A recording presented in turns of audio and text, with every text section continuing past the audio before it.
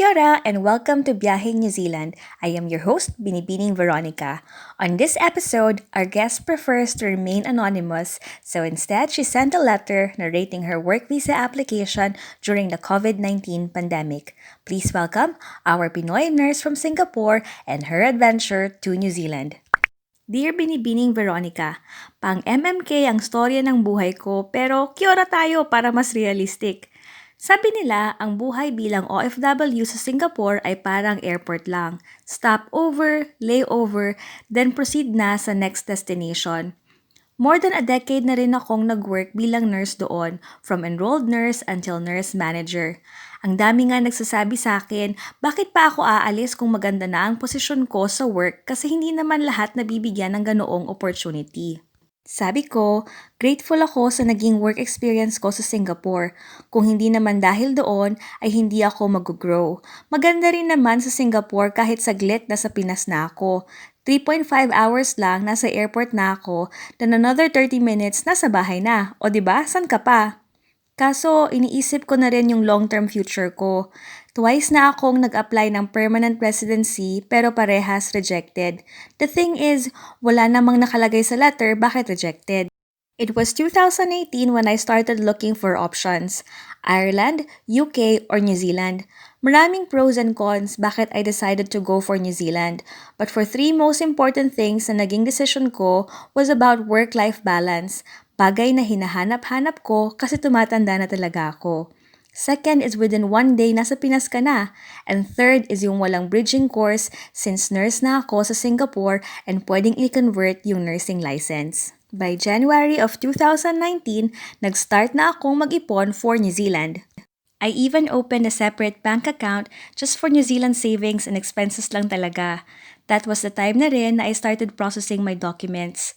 Kaso, naudlot dahil kailangan ko mag-undergo ng right hemithyroidectomy kasi nakitaan ako ng bukol sa thyroid noong March. For more stories about nurses living in New Zealand, please don't forget to hit like and subscribe. Salamat po! And the biopsy result was inconclusive. Kailangan yung mismong thyroid ko talaga yung tanggalin and yun mismo yung i-biopsy. Sa awa naman ni Daddy God, benign yung result. And ang maganda doon, wala akong medications for maintenance. Kailangan ko lang ng monitoring for thyroid profile including calcium and phosphate. And of course, watch out sa food and exercise since thyroid yung usapan. So, once na-recover na ako, bumalik na ako sa start ng processing ng documents. By October 2019, with the new policy, nag-undergo ako sa CGFNS processing, then approval, then transfer sa Nursing Council New Zealand Board. Hanggang sa yehey! Nakuha ko na yung license ko. All in all, mga 2.5 months lahat, excluding yung holiday break kasi naabutan ako ng Christmas and New Year.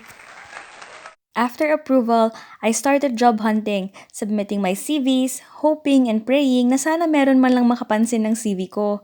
Kaso, dumating si Covid-19 kahit walang invitation card, biglang grand entrance na wala man lang pasabi. So ayun, ang hirap humanap ng work sa panahon ng pandemic. Prior to lockdown noong March, pumasa na ako sa 2 interview sa care home sa Levin. E di syempre ang saya ko kasi ba naman nakailang rejected applications na ako kahit na gumawa na ako ng account sa Indeed, LinkedIn, Kiwi Health Jobs, pati na rin sa Northern Alliance COVID-19 response. Mahirap yata talagang makakuha ng slot under hemodialysis dahil kaunti lang yung slots dito compared sa Singapore. Swerte na lang talaga if may makuha ka. And mostly, lahat ng applications they will be based sa naging latest work experience mo, knowing na experiences ko were under ICU and hemodialysis. I broadened my applications. Lahat na yata ng posisyon in-applyan ko, except OT kasi hindi ko talaga kayang mag-memorize ng mga instruments. Kaya hands down ako sa mga taga-OT. Anyway, so ayun nga, dumating na si lockdown sa New Zealand. So dahil sa kanya, noon siya may processing, kinancel ni employer yung job offer dahil sa sitwasyon. Di ang lungkot na naman, pero wala naman tayong magagawa. After that cancellation, biglang may nag-email sa akin. Na-receive ko na na-shortlist daw ako for a ward position sa DHB Hospital sa Auckland. In high spirits na naman ako kasi at least may chance. Binigyan ako ng list of documents to prepare and so far, that time updated ako. Pati yung kung sino mag-i-interview sa akin via Skype kasi nga panel interview siya. Nag-confirm naman ako sa kanila and I submitted right away all the documents na meron ako. By April 2020, another email came stating na cancelled ulit yung panel interview dahil nga raw sa sitwasyon sa New Zealand. So, okay naman ako kasi like what I said, wala namang magagawa rin talaga. Continuous pa rin ang online application ko from May to June. Inedit mo nga rin, ma'am, yung CV ko at cover letter at that time, di ba? Feeling close na talaga ako sa'yo noon. Kaso, mailap pa rin. So, nag-rest ako ng applications ko from July kasi nakakasawang makareceive ng unsuccessful or not shortlisted reply. If I'm not mistaken, sabi ko pa sa'yo, based sa bilang ko sa unsuccessful folder ko sa inbox, nasa 420 yung not shortlisted ako. Doon ko rin talaga na-prove na ang hirap ma-achieve kapag talagang gusto mo yung isang bagay. August 2020, I asked myself, sa New Zealand ba talaga ako dadalhin ni Lord? Or baka naman pinagpipilitan ko lang yung sarili ko, parang love life lang or siksikan lang sa bus. Baka hindi niya ako doon nilaan. Si Binibining Veronica naman noon, ever supportive pa rin kasi send pa rin siya ng send ng link sa akin ng mga pwede kong applyan. Kasi yun nga, walang magandang outcome dahil sa border closure. Buti pa ang border, may closure. Sana all! One day after coming home from a very tiring shift, I tried looking sa internet ng mga employment agencies na pwedeng makatulong sa akin kung paano ko makakarating sa New Zealand. Since sabi ko kay Lord, i-push ko na tong application ko kasi sayang naman yung pagiging New Zealand nurse ko. That's when I landed sa isang migration agency which is based in Singapore. They offered me 3 options: permanent residency, job search support, and student visa. I weighed the chances of an easiest pathway kasi yung work pass ko sa Singapore will expire by March of 2021. Included sa thoughts ko na rin yung bank account ko and the expenses na kasama doon. I prayed. I really prayed po talaga for discernment kasi pera na yung usapan. So after 1 week, I opted for the job search support program nila. The total fee was 12,000 Singapore dollars subdivided into 5 payments. This excludes the government fees for application, medical exam, and flight ticket. If you are enjoying this video, please don't forget to turn on your notification bell so you will know when I upload new videos just like this one. Salamat po! The process started on September 1 under Stage 1 of their job search program kung saan they will market my CV sa mga employers.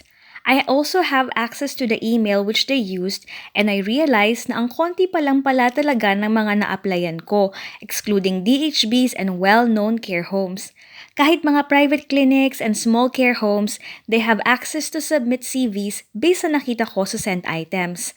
I was also given a checklist kung anong documents needed to prepare, excluding police checks and medical exam kasi may time lapse of 6 months and 3 months respectively. During this period, I was already monitoring the situation in managed isolation and quarantine facilities in New Zealand, and the slots were starting to fill up. 2 weeks later, nakareceive ako ng email sa isang care home sa Dunedin asking for an interview. Mga Pinoy yung nag-interview sa akin who gave naman a good feedback. Kaso, ang dilemma ko was kung kailan ako makakarating sa New Zealand due to the restrictions and quarantine period. They needed the nurse immediately, so the management had to drop my application due to the time frame. I received 8 more confirmation emails together with the application form and they were all asking about the same thing. When I told them that most probably after 2 months pa ako makakapag-start ng work subjected to visa processing and quarantine, they immediately told me that they will not proceed further. At that time, ang prayer ko, sabi ko kay Lord, if umabot ang birthday ko at wala talaga na naging concrete job offer, magsa-stop na ako sa New Zealand dream ko. By end of September, I received a phone call asking for an immediate interview. So madali ang ligo ako and then I returned back with a video call. Kaso, it was cut short and I was told that they will call me back at the end of the day. Wala na akong narinig from them since then, so I gave up na and continued na lang sa mga ibang job search and with my routine sa work na rin. By first week of October, Nag-email ulit sa akin yung care home, together with the job offer and employment agreement na. Naiyak nga ako sa tuwa kasi at least meron pala. And emotional na rin siguro at that time kasi I had a terrible day din sa work. After reading through the initial documents, I returned it back to the employer and started processing the rest of my documents with the help of the agency. The reality of pandemic kicks in na din locally sa mga processing of documents. Mahirap pumunta sa Philippine Embassy for NBI clearance na ipapadala pa sa Manila. Singapore police clearance, medical exam, current employment certificate, and even obtaining documents for proof of funds. If before pwedeng walk-in to settle a document within 1 day, ngayon hindi na. Kailangan pang mag-register for booking, wait for 2 to 3 days for reply for the confirmation of registration, saka ka pa lang nila ibobook ng appointment, wherein the appointment depende pa on the number of people on that day na pwede lang i-accommodate. By mid-November, my documents were ready for the lawyer's verification. Ito yung stage 2 ng job search support na in-applyan kong migration agency dito sa Singapore. Kaso, may isa pang challenge. Kailangan kong makakuha ng visa exemption for entry sa New Zealand as a critical healthcare worker. This will be applied online with a government fee to be paid. Dito sa application sa visa exemption, kahit papano need mo ring i-market yung sarili mo na masasabi mong makakapag-contribute ka sa healthcare system ng New Zealand and some assurance na rin na hindi ka magiging sakit ng ulo. Biro lang po.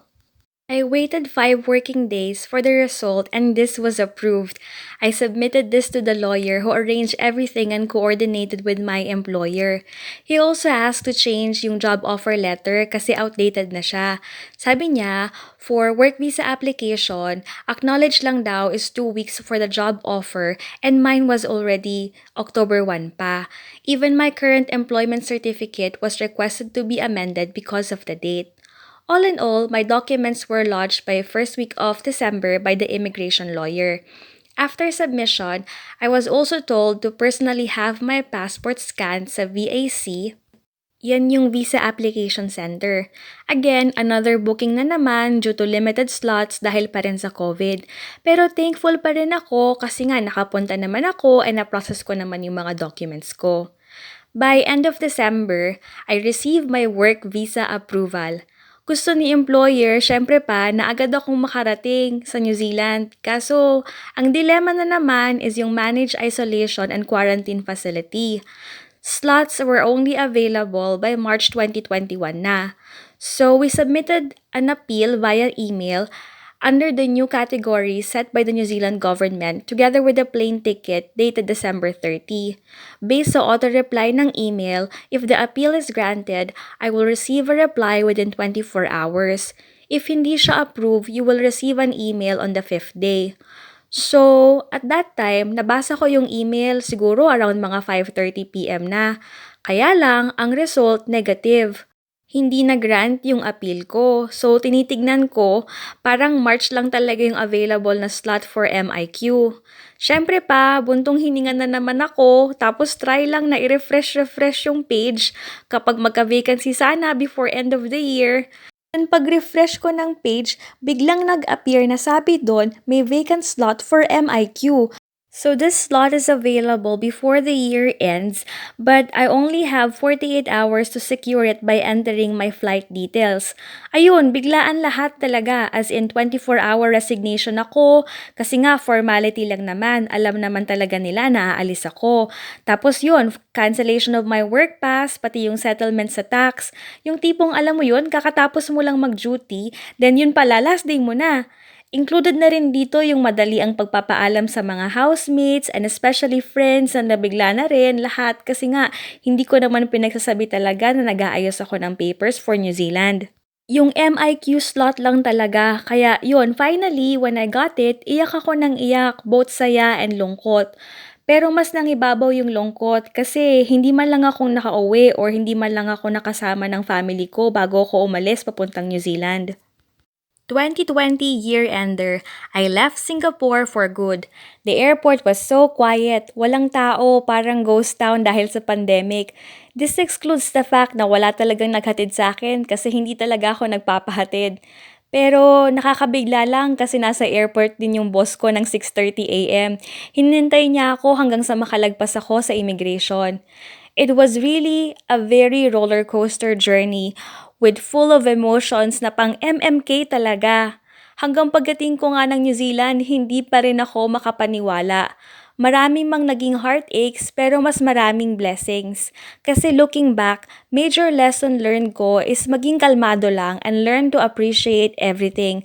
Mapa-stress man yan, happiness, or even yung taong kasama mo ngayon. Kasi you'll never know pala, last moment mo na yun with them. Currently, I am undergoing quarantine and until now naman may contact pa rin ako doon sa migration agency na based sa Singapore. And they will help me convert my visa or at least help me with my application from temporary work visa na 1 year valid to work visa. My employer also allotted the place na tutuluyan ko after this quarantine period, which is only 5-minute walk from the care home. Overall, the people here in the hotel are so warm and accommodating, to the point of even lending me a travel charger because the one that I bought from Singapore is not working. They will always be in high spirits every time they will answer phone calls in the reception area. Earlier this morning, the person in my opposite room was given a balloon and a simple cake because it was his birthday. It was served together with the hotel staff and the New Zealand defense team. Meals are of big servings too, good for 2 people. I'm not used to eat 3 meals in one day, so it is really a challenge for me not to waste any food. After quarantine, I'm planning to settle with the things I need to settle, be more open to learning new things, kasi nga I will be really new into aged care. Planning to apply for residency for me and my family, and at the same time, we'll try to pursue further studies kasi gusto ko talaga mag-specialize. Syempre, in between, kailangan mag-tour sa beautiful place na ito. Kaya sa lahat ng nangangarap, kapit lang sa dasal at sa mga pangarap. Kasi ibibigay ni Lord yon sa right timing niya. And naiiyak na naman ulit ako. Kasi naman grabe si Lord. Ang higit sa lahat, don't forget to save money. Dahil in case of biglaan, hindi ka rin masyadong mabibigla. Basta, yun na yun. Always remember, ang pangarap nag-uumpisa sa balak at hindi kailanman dapat matapos sa balak. Good luck sa'yo! On our next video, we'll talk more about her experience staying in a managed isolation facility. For now, I wish you all the best with your journey and I hope you will be blessed. I'll see you soon. Bye!